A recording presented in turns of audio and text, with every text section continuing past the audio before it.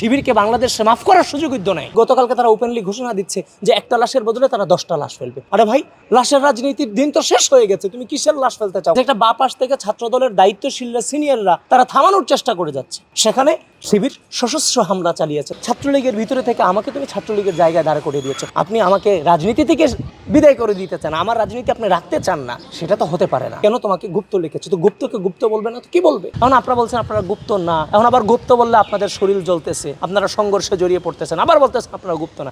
গতকালকে চট্টগ্রাম যে সিটি কলেজে সংঘর্ষের সূচনা হয়েছে, কেন হয়েছে? দেয়ালে লেখা আছে যে ছাত্র রাজনীতি নিষিদ্ধ চাই, অথচ তারাই কিন্তু সেই কলেজে ছাত্র রাজনীতি করে যাচ্ছে। তো সেই লেখাটা মুছে, ছাত্রটা মুছে, সেখানে ছাত্রদলের নেতাকর্মীরা লিখেছে গুপ্ত রাজনীতি নিষিদ্ধ চাই। একটি হচ্ছে ইন্টেলেকচুয়াল রাজনীতি, এক প্রকার গণতান্ত্রিক পদ্ধতিতে আমরা প্রতিবাদ করেছি, তোমরা রাজনীতি করতেছো, আবার বলছো ছাত্র রাজনীতি নিষিদ্ধ চাই। ছাত্র রাজনীতি আমরা নিষিদ্ধ চাই না, আমরা গুপ্ত রাজনীতি নিষিদ্ধ চাই।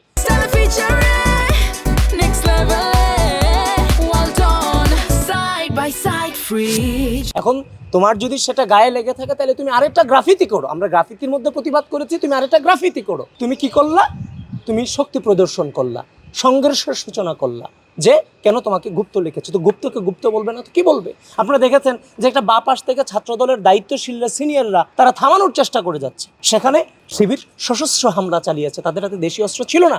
আপনি যখন আমাকে দেশীয় অস্ত্র হাতে হামলা আত্মরক্ষা করতে হবে, সে আত্মরক্ষা করতে গিয়ে একটি সংঘর্ষের সূচনা হয়েছে, যেটা কোনোভাবেই বাংলাদেশে এটা কাম্য না। তো সুতরাং এটার দায় শিবিরকে নিতে হবে, এবং যে গুপ্ত রাজনীতির যে ভয়াবহতা সেটা ইতিমধ্যে বাংলাদেশের সকল শিক্ষা প্রতিষ্ঠানের স্টুডেন্টরা অনুধাবন করেছে। সে গুপ্ত রাজনীতি থেকে শিবিরকে বেরিয়ে আসতে হবে। এবং গতকালকের যেই 5 আগস্ট পরবর্তী সময়ে বাংলাদেশের শিক্ষা প্রতিষ্ঠানে যে রক্তারক্তির সূচনা তারা করেছে, এটার দায়ভার তাদেরকে নিতে হবে। এবং গতকালকে তারা ওপেনলি ঘোষণা দিচ্ছে যে একটা লাশের বদলে তারা 10টা লাশ ফেলবে। আরে ভাই, লাশের রাজনীতির দিন তো শেষ হয়ে গেছে, তুমি কিসের লাশ ফেলতে চাও? কার লাশ তুমি ফেলতে চাও? গতকালকে কিন্তু তারা সেটা বলেছে। ঢাকা বিশ্ববিদ্যালয় থেকে গোটা বাংলাদেশের প্রতিটা ক্যাম্পাসে ছাত্র রাজনীতি নিষিদ্ধের নামে ছাত্রদলকে ছাত্রলীগের জায়গায় বসিয়ে ছাত্রদলের উপর সাধারণ শিক্ষার্থীদেরকে বিভিন্নভাবে বিভ্রান্ত করে, বিভিন্ন ভুয়া ফটোকার্ড দিয়ে যে ধরনের মবকলিসে করেছে, শিবিরকে বাংলাদেশে মাফ করার সুযোগ নেই যদি যথাযথ এদের কোনো বিচার হয়। সুতরাং এই দায় তো এদেরকে নিতে হবে, আমরা কেন এই দায় নিতে যাব?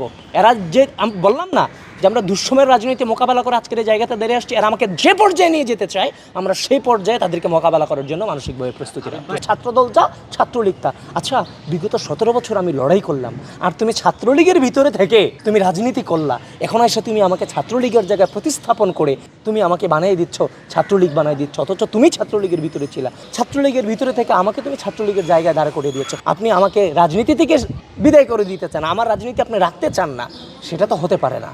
আপনি আমাকে রাজনীতি থেকে নাই করে দিবেন? আরে ভাই, আমরা রাজনীতি করেছি বলে, দুঃসময়ে হাসিনাকে স্বৈরাচার শব্দে প্রতিষ্ঠিত করেছি বলে এই ছাত্রদলের শ্রম, ঘাম, রক্তের উপরে বাংলাদেশের স্বাধীনতা, সার্বভৌমত্ব টিকেছে।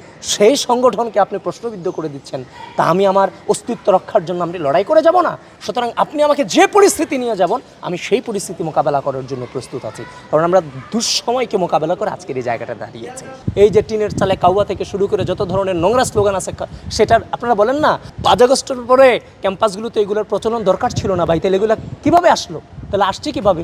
এই নোংরা রাজনীতি, নোংরা স্লোগান, এগুলোর প্রচলন কারা করেছে? জামাত শিবির ক্যাম্পাসে করেছে সাধারণ শিক্ষার্থীদের বেশে। সাধারণ শব্দটাকে পর্যন্ত এরা অপমানিত করেছে বিভিন্নভাবে। এখন শিক্ষার্থীরা নিজের সাধারণ শিক্ষার্থী পরিচয়টা পর্যন্ত দিতে চায় না। আমরা তো আপনাদেরকে গুপ্ত বলতে চাই না। এখন আপনারা বলছেন আপনারা গুপ্ত না, এখন আবার গুপ্ত বললে আপনাদের শরীর জ্বলতেছে, আপনারা সংঘর্ষে জড়িয়ে পড়তেছেন, আবার বলতেছেন আপনারা গুপ্ত না। আরে ভাই, আপনারা গুপ্ত রাজনীতি করে না করার জন্যই তো বিভিন্নভাবে আমরা আপনাদেরকে বারবার আহ্বান জানিয়ে যাচ্ছি।